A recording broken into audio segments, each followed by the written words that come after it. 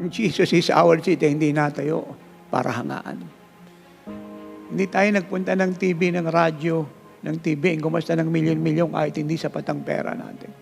Bumiyahe ng alantigil, hindi nakapagbilang o ilang oras yung itinulog. Maging dito sa bansa natin, lalo na pag meron tayong mga gawaing malalaki. Hindi tayo bumili ng mamahaling gamit na nawagan o mag-first fruit ang lahat. Magpakatapat sa tithe offering, tapusin natin dwelling place. Nakalimutan ng mission travel, ang mission of love, at yung mga nagpo 40 days na hindi tumitigil. Isa lang po ang dahilan. May mandato po tayo. Alam po ito ng Diyos, the Lord knows this. The only reason I live is because of the mandate. Kung hindi po mandate ang dahilan, I don't want to stay longer in this world. Sinusuka ko po ang sistema ng mundo. I hate it. Walang dahilan para tumagal ako sa mundong ito. Dahil ala po siya ibibigay sa iyong kapayapaan at kaligayahan. Puro problema at sakit ng ulo. Why should I stay longer? I'm not a fool to waste my time staying in this world that offers nothing but death in hell. I'm not a fool. The only reason is the mandate. Kaya salamat sa prayer ninyo na tinali kami ng Ama sa kanyang kalooban.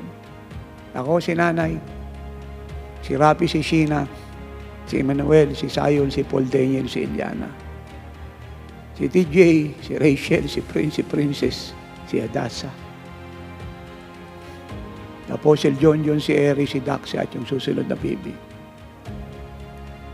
That is my prayer, kahit wala pa kaming mga anak, dahil alam ko magkakaanak kami. Ano man ang mangyari, nakagapos kami sa kalooban ng Ama. At talangin kong yan din na maging prayer niyo. Ay kung kayo magtatanong bakit, yan ang siguradong kaligtasan natin, ang mabuhay tayo sa perfect will ng Diyos.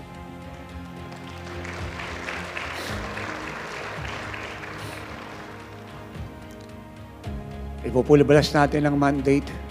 I need your more prayers, love and trust.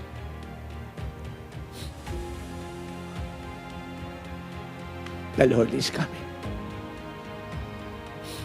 He is coming. If I have 1,000 lives, I will give it all to Jesus. All, no reservation.